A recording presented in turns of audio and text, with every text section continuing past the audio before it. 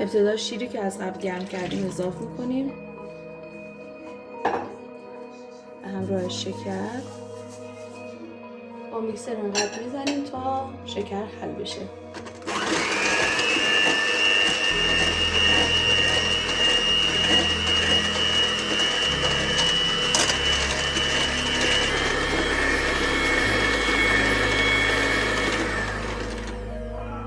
وقتی که شکر کاملا حل شد، روغن و پودر کاکائو رو اضافه کنیم.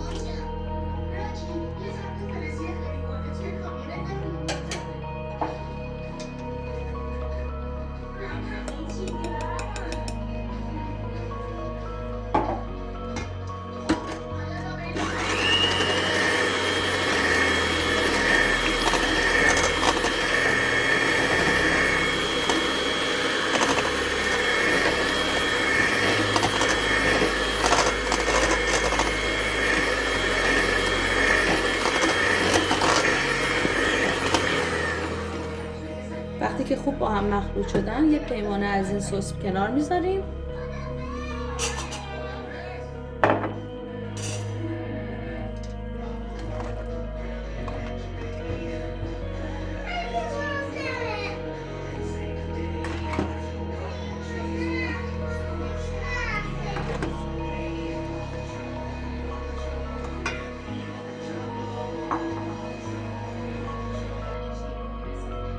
وقتی سسمون به این غلظت رسید، تخم مرغ رو دونه دونه اضافه میکنیم.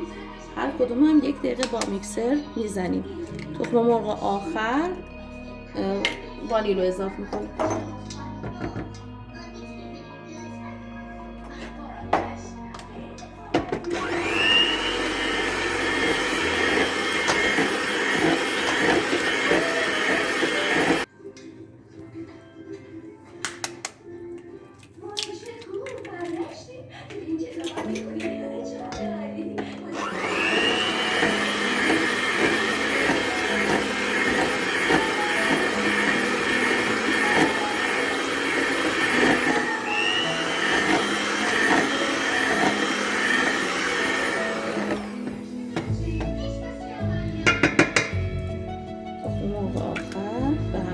قاشق غذاخوری وانیل.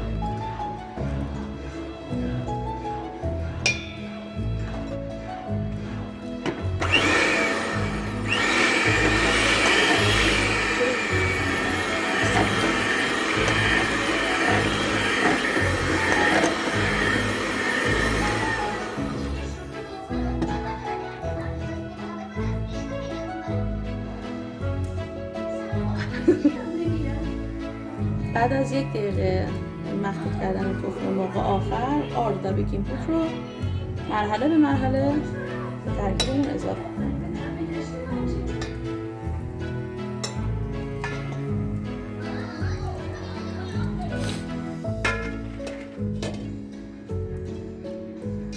مرحله از لیسک استفاده میکنیم به جای مخلوط کن.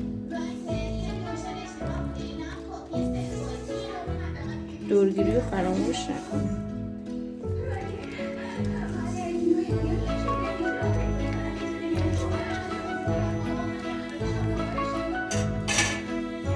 بیکینگ پودر رو قاشق غذاخوری اضافه کنیم.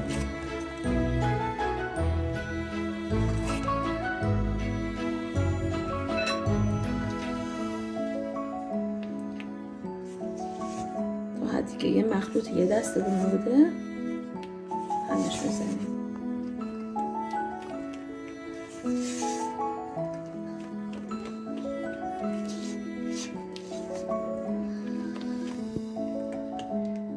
وقتی که خوب مواد با هم مخلوط شدن، منتقلش میکنیم به قالبی که از قبل چربش کردیم.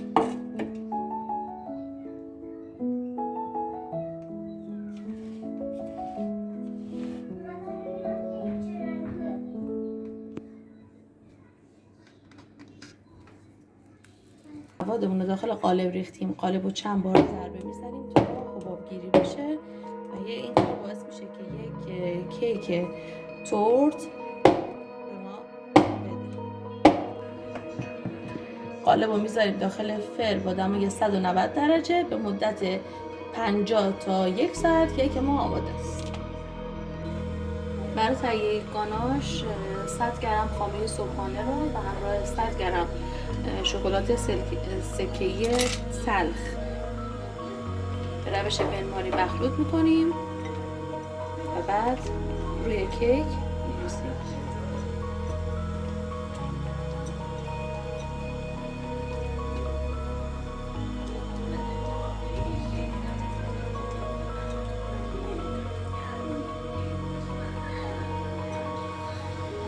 غلظت گاناشمون باید به این صورت باشه. وقتی اینجور شد دیگه گازو خاموش میکنیم.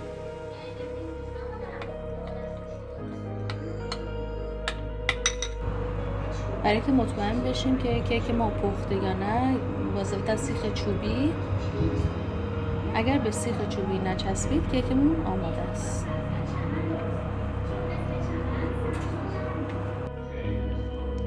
خب کیک ما آماده شده.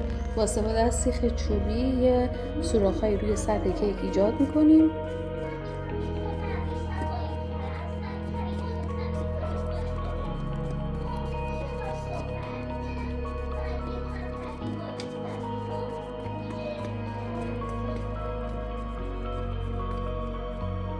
سس اولیه که از مواد کیک بود رو روی کیک می‌ریزیم.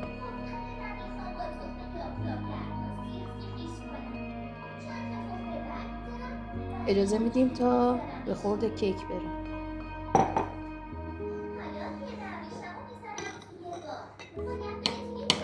بعد سس گاناش رو اضافه می‌کنیم.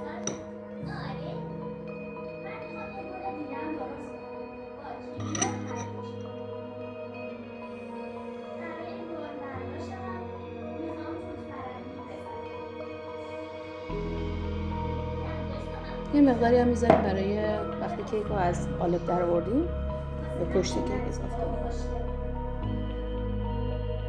خب کیک رو برگردوندیم. حالا دوباره پشت کیک هم مثل همون روی کیک با سیخ چوبی سوراخ‌های ایجاد میکنیم و باقی گاناش رو روش می‌ریزیم.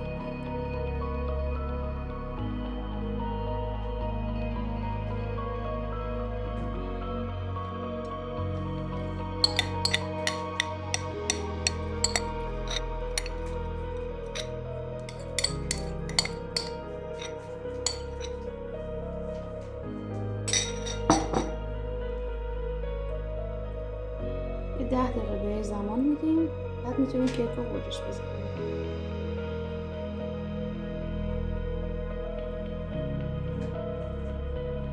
کیکمون آماده است.